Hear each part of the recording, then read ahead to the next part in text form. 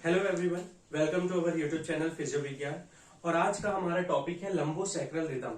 Lumbosacral rhythm को हम लंबोपेल्विक rhythm भी कहते हैं। इतना ज्यादा लंबोसैक्रल रिदम और लंबोपेल्विक रिदम को पढ़ना इंपॉर्टेंट क्यों है? इसलिए इंपॉर्टेंट है कि हमें बायोमैकेनिकली समझना पड़ेगा कि अगर कोई भी पेशेंट आगे की ओर नहीं झुक पा रहा है, अपने हाथों से अपने टोस को टच नहीं कर पा रहे हैं, तो क्या क्या वो वजह हो सकती है जिसके कारण से आप आगे की ओर बेंड नहीं कर रहे हो। तो बेंडिंग जो होगी, आगे की ओर आप बेंड करोगे, अपने टोस को टच करोगे, तभी कर पाओगे जब आपका लंबोसैक्रल या लंबोपेल्विक रिदम सही होगा। अगर लंबोसैक्रल रिदम और लंबोपेल्विक रिदम बिगड़ा हुआ है, वो प्रॉपर कोऑर्डिनेशन में नहीं है, तो आप प्रॉपरली बेंड नहीं कर पाओगे। तो क्या क्या ऐसे फैक्टर्स होते हैं, ऐसी कौन कौन सी चीजों में फॉल्ट है जॉइंट्स और मसल्स में, जिसके कारण से लंबोसैक्रल रिदम नहीं हो पाता है सही से, उसके भी बारे में हम डिस्कशन करेंगे।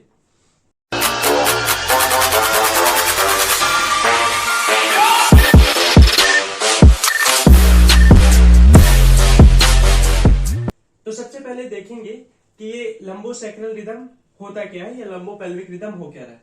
The activity of bending over to touch one's toes with knee straight depend on lumbopelvic rhythm. मतलब कि आगे की ओर झुकना, आपका नी क्या रहेगा, स्ट्रेट रहेगा, ठीक है, एक्सटेंड है, वो फ्लेक्स नहीं रहेगा। आगे की ओर हम झुकेंगे, नी स्ट्रेट रहेगा और अपने हाथों से टोस को टच करेंगे, वो तभी होगा। और इसी चीज को, मतलब कि आगे की ओर आप झुक रहे हो, आपका नी स्ट्रेट है और अपने हाथों से आप अपने टोस को टच कर लिए, यही है लंबोपेल्विक रिदम। इसी लंबोपेल्विक रिदम के कारण आप ये कर पा रहे हो, ठीक है। कैसे होगा वो भी हम आगे डिस्कस करेंगे कि ये प्रॉपर किस किस जॉइंट में कौन कौन सी मसल के कारण ऐसे हो रहा है। तो हमने ये समझ लिया कि एक्टिविटी जो कि आगे की ओर बेंड कर रही है, जिसमें कि हमारा हाथ टच कर रहा है टोस को, वो क्या है, लंबोसैक्रल और लंबोपेल्विक रिदम के कारण हो पाता है, ठीक है। लंबोपेल्विक रिदम और हिप स्पाइन कोऑर्डिनेशन, मतलब कि आपकी लंबर बोन और आपकी हिप बोन है ना, हिप बोन और लंबर मतलब स्पाइन, इन दोनों का कोऑर्डिनेशन होना जरूरी है, तभी जाके आप आगे की ओर बेंड कर पाओगे। तो यहाँ पे वो यही कह रहा है कि refers the way in which lumbar spine moves in combination with the pelvis, कि लंबर स्पाइन आपके पेल्विस के कॉम्बिनेशन, पेल्विस के साथ ही कॉम्बिनेशन के साथ ही मूव कर रहा है, ठीक है। It is the kinematic relationship between lumbar spine and hip joint during sagittal plane movement. अभी ये हम बोल रहे हैं sagittal plane movement. Sagittal plane movement क्या है, जिसमें कि हमारे बॉडी के मोस्ट ऑफ द जॉइंट्स में क्या होता है, फ्लेक्शन और एक्सटेंशन, है ना। जैसे कि ये क्या हो रहा है, फ्लेक्शन और एक्सटेंशन। तो यहाँ पे ये कौन से प्लेन में है, सेजाइटल प्लेन में है, ठीक है। तो ये काइनेमेटिक रिलेशनशिप है, मतलब कि जहां पे मूवमेंट हो रहा है, तो ये मूवमेंट किस प्लेन में हो रहा है, सेजाइटल प्लेन में, जिसमें कि हमारी बॉडी आगे की ओर मूव कर रही है। तो ये क्या है, फ्लेक्शन, और फिर ऊपर आ रही है तो एक्सटेंशन। तो किस प्लेन में हो रहा है, सेजाइटल प्लेन में। कौन सा मोशन हो रहा है, किसका काइनेमेटिक रिलेशनशिप है, हमारे लंबर का और हमारे हिप का, इन दो का, है ना, जिसमें कि वो फ्लेक्शन और एक्सटेंशन हो रही है। तो किसमें हो रहा है, सेजाइटल प्लेन में हो रहा है। ये हमें समझ में आ गया। अब हम देखेंगे कि कैसे हम आगे की ओर बेंड कर रहे हैं, वो क्या है हिप स्पाइन कोऑर्डिनेशन, जिसके कारण से हम, जिसकी हेल्प से हम आगे की ओर बेंड कर रहे हैं। तो बेंडिंग फॉरवर्ड, आगे की ओर झुकने में क्या क्या कंसिस्ट हो रहा है, लंबर सैक्रल फ्लेक्शन, जो लंबोसैक्रल जॉइंट है, लंबोसैक्रल का क्या हो रहा है, फ्लेक्शन हो रहा है। साथ ही साथ जो पेल्विक बोन है उसका आगे की ओर टिल्टिंग हो रहा है। जब पहले आपका क्या होगा, लंबोसैक्रल का फ्लेक्शन हुआ, फिर anterior tilting of pelvis, hip bone का आगे की ओर झुकना हुआ, है ना, टिल्टिंग हुई पेल्विस की, जो कि कौन करा रहा है, लंबोसैक्रल फ्लेक्शन में आपकी जो बैक की जो मसल्स हैं, लोअर बैक मसल है, जो कि क्या होती है, इरेक्टर स्पाइनी, उनका कॉन्ट्रेक्शन कैसा होता है, इसेंट्रिकली। बॉडी में, बॉडी के मसल्स में कॉन्ट्रेक्शन जो होता है दो तरीके की, कंसेंट्रिकली और इसेंट्रिकली। कंसेंट्रिकली में मसल क्या होती है, पास आती है, इसेंट्रिकली में दूर होती है, लेंथन होती है। तो जब हम आगे की ओर होंगे तो बैक की मसल हमारी क्या होगी, लेंथन होगी, ठीक है। इरेक्टर स्पाइनिक कॉन्ट्रैक्ट इसेंट्रिकली, ठीक है, आगे क्या होगी, वो उसकी लेंथनिंग होगी to control movements against gravity.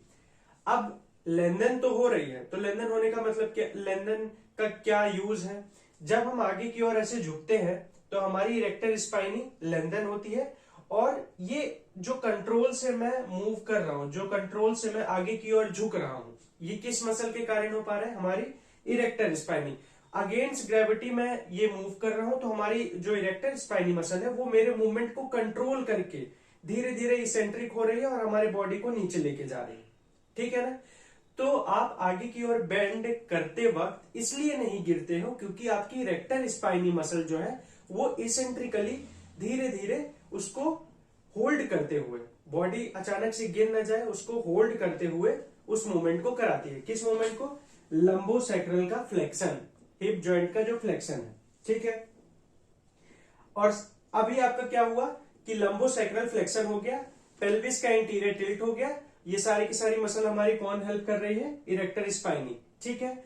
अब आगे आपके हिप जॉइंट में क्या हो रहा है? हिप जॉइंट में आपके फ्लेक्शन हो रहा है, हिप जॉइंट में flexion. Anterior tilting of pelvis के बाद आपका क्या होगा? हिप जॉइंट का फ्लेक्शन होगा, जिसमें कि क्या होगा? कंसेंट्रिकली मूवमेंट होगा। किसका? आपके हिप फ्लेक्सार्स का, है ना? हिप जॉइंट के जो फ्लेक्सार्स होते हैं, इलियोसास, उनका क्या होगा? कंसेंट्रिक कॉन्ट्रेक्शन होगा और motion is balanced bye eccentric muscle. और ये जो अब हिप जॉइंट का क्या हो रहा है? फ्लेक्शन हो रहा है, तो ये भी मोशन आपका कौन कंट्रोल कर रहा है? आपके बैक की इरेक्टर स्पाइनी मसल कर रही है। तो अभी हमने देखा कि नॉर्मल आगे की तरफ बेंड करने में क्या क्या मूवमेंट होता है और कौन कौन सी मसल हमारी एक्ट करती है। ठीक है? अब हम देखेंगे कि बेंड करने के बाद जब हम दोबारा इरेक्ट होते हैं तो इरेक्ट होते वक्त कैसा रिदम रहता है? वो रिदम डायरेक्टली रिवर्स हो जाता है। अब कैसे रिवर्स हो रहा है? It initiate by posterior tilting of pelvis. तो हमने जब देखा था कि आगे की ओर बेंड करने में कि पेल्विस जो है हमारा आगे की ओर टिल्ट कर रहा था। यहां पे क्या हो रहा है? अब आपको झुक करके दोबारा से इरेक्ट होना है, तो यहाँ पे आपका जो पोस्टीरियर टिल्टिंग ऑफ पेल्विस, जो हिप बोन है आपका पीछे की ओर क्या करेगा? टिल्ट करेगा, है ना? Followed by extension of lumbar spine, और साथ ही लंबर का क्या होगा? एक्सटेंशन होगा। आगे की ओर बेंड करते वक्त क्या हुआ था कि लंबर का फ्लेक्शन हुआ था और पेल्विक आगे की ओर टिल्ट हुआ था। यहाँ पे क्या हो रहा है? पेल्विक हमारा पोस्टीरियरली टिल्ट हो रहा है और लंबर हमारा एक्सटेंड हो रहा है। ठीक है? तो कौन कौन सी मसल वर्क कर रही है? Hip extensors initiate posterior tilting of pelvis. जो हिप एक्सटेंसर्स हैं वो क्या कर रहे हैं? पेल्विस का जो पोस्टीरियर टिल्टिंग है ना, ग्लूट्स वगैरह जो मसल्स वगैरह है, वो क्या कर रही है? आपके पोस्टीरियर टिल्टिंग ऑफ पेल्विस करा रही हैं। और स्पाइनल एक्सटेंसर्स, जो हमारी इरेक्टर स्पाइनी मसल थी, बेंड करते वक्त इसेंट्रिकली कॉन्ट्रैक्ट हो रही थी, लेकिन यहाँ पे एक्सटेंड होते वक्त वो कंसेंट्रिकली वर्क करेगी, है ना? अब उसमें क्या होगा? कॉन्ट्रेक्शन होगा उस मसल में। तो स्पाइनल एक्सटेंसर जो है वो कंसेंट्रिकली कॉन्ट्रैक्ट करेंगे, जो हमारे इरेक्टर स्पाइनी मसल्स है। और जो हमारी हिप फ्लेक्सर्स है वो क्या करेंगे? कॉन्ट्रैक्ट करेंगे इसेंट्रिकली। जो हमारे हिप फ्लेक्सर्स है ना, जैसे कि इलियोसास, जब आपका लंबर स्पाइन इरेक्ट हुआ, एक्सटेंड हुआ और आपकी हिप बोन पोस्टीरियरली टिल्ट हुई, तो इस मोशन को, पीछे वाले जाने वाले मोशन को कौन कंट्रोल कर रहा है? आपके हिप फ्लेक्सर्स, जो इलियोसास है, कि हम ज्यादा ऐसे जाकर के गिर ना जाए, तो वो आगे से मसल क्या कर रहे हैं? उनको क्या कर रहे हैं? इसेंट्रिकली कॉन्ट्रैक्ट कर रही हैं, पीछे गिरने से रोक रही हैं। ठीक है ना? तो ऐसे आपका ये पूरा का पूरा रिवर्स मूवमेंट कंट्रोल होता है ना, कि लंबोसैक्रल रिदम आगे की ओर बेंड करने का भी आपको समझ में आ गया, और रिवर्स जब होते हैं नॉर्मल फिर से इरेक्ट होते हैं वो भी समझ में आ गया। अब अगर किसी का भी लंबोसैक्रल रिदम, मतलब कि वो आगे की ओर झुक करके कोई भी सामान नहीं उठा पा रहा है या अपने टोस को टच नहीं कर पा रहे, तो क्या क्या ऐसे वजह हो सकते हैं जिनके कारण से वो नहीं हो पाता है? तो हम देखेंगे, सबसे पहले तो हम देखेंगे कि नॉर्मली वो लोग जो आगे की ओर झुक करके अपने टोस को टच कर ले रहे हैं, नी आपका स्ट्रेट होना चाहिए। ठीक है ना? नी स्ट्रेट रहेगा, आप आगे की ओर टच कर पा रहे हैं, तो वो क्यों हो रहा है? क्योंकि आपका लंबर, आपका जो लंबर की सारी है L1 2 3 4 5, वो प्रॉपर वो जॉइंट वर्क कर रहा है ना?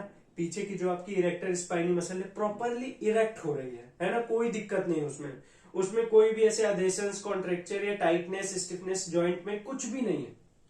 इस कारण से आपका लंबर फ्लेक्स करेगा, नॉर्मल में बता रहा हूं। और आपका जो एंटीरियर टिल्टिंग ऑफ पेल्विस है वो भी प्रॉपरली हो रहा है। साथ ही साथ पीछे की जो आपके फीमर के पीछे की जो हैमस्ट्रिंग मसल है वो भी प्रॉपर लेंथन हो रही है। इस कारण से आप नॉर्मली आपका जो लंबोसेक्रल रिदम है वो हो पा रहा है। अब दो ऐसे भी रीजंस होते हैं जिनके कारण से लंबोसेक्रल रिदम नहीं हो पाता है, वो अब हम देखेंगे यहाँ पे। अब यहाँ पे क्या हो रहा है कि आपका जो लंबर है, आपके जो लंबर जॉइंट्स है वो प्रॉपरली मूव कर रहे हैं, आपकी rectal spinae muscle properly eccentrically contract कर रही है ना, इसेंट्रिकली वर्क कर रही है और उसका हो रहा है मूवमेंट। लेकिन यहाँ पे आपका पेल्विस का जो पेल्विस की टिल्टिंग है वो नहीं हो पा रही है because of only the hamstring tightness. अगर आपकी हैमस्ट्रिंग मसल जो फीमर के पीछे की है ना, तो वो अगर प्रॉपरली इरेक्ट नहीं होगी, प्रॉपरली इसेंट्रिकली कॉन्ट्रैक्ट नहीं होगी, तो आपका जो टिल्टिंग ऑफ पेल्विस है वो प्रॉपरली नहीं हो पाएगा और आगे चल के आपका हिप प्रॉपरली फ्लेक्स नहीं कर पाएगा, तो आप अपने टोस को टच नहीं कर पाओगे। तो पहला रीजन यही है कि हैमस्ट्रिंग टाइटनेस के भी कारण ये होगा कि आपका लंबोसेक्रल रिदम बिगड़ा रहेगा। दूसरा रीजन ये हो सकता है कि जो आपकी रेक्टल स्पाइनी मसल्स है वो प्रॉपरली इसेंट्रिकली वर्क नहीं कर रही है ना, वो लेंथन नहीं हो रही, जिसके कारण से आपकी जो लंबार जॉइंट्स है वो फ्लेक्स नहीं हो रहे है ना। तो उस कारण से भी आपका जब लंबर फ्लेक्शन ही नहीं होगा तो वो पूरा का पूरा मूवमेंट आप आगे की ओर बेंड नहीं कर पाओगे, है ना। थोड़ा होगा कि आपका हिप फ्लेक्शन मूव कर जाए, है ना, थोड़ी सी टिल्टिंग हो जाए पेल्विस की, लेकिन वो प्रॉपर बेंडिंग टच करने वाला टोस का वो नहीं होगा जब तक आपके लंबार जॉइंट में भी मोशन नहीं होगा प्रॉपरली। तो ऐसे वो दो तीन रीजन है जैसे कि जिसमें कि लंबोसेक्रल रिदम बिगड़ सकता है। आपका हैम्स टाइटनेस हो सकता है ना, आपकी रेक्टल स्पाइनी मसल्स लंबर की जो इसेंट्रिकली और कंसेंट्रिकली दोनों वर्क करती है वो अगर प्रॉपर लेंथन नहीं हो रही है तो भी ये हो सकता है ना। और अगर आपकी टिल्टिंग में, पेल्विस की टिल्टिंग में भी प्रॉब्लम आ रही है तो भी ये नहीं हो सकता है। और भी बहुत सारे रीजंस है ना। तो ये नॉर्मल लोगों में ये दो रीजन नॉर्मली देखा जाता है कि अगर आपको कोई फ्रैक्चर वगैरह नहीं है या कोई और अदर कॉम्प्लिकेशन नहीं है तो ये दो रीजन ऐसे होते हैं जिसके कारण से आपका लंबोसेक्रल रिदम या लंबोपेल्विक रिदम प्रॉपरली नहीं रहता है। आई होप कि आपको लंबोसेक्रल और लंबोपेल्विक रिदम अच्छे से समझ में आ गया होगा। इफ एनी केस अगर इसमें कोई डाउट रहता है तो आप कमेंट सेक्शन पे कमेंट कर सकते हो। Thank you.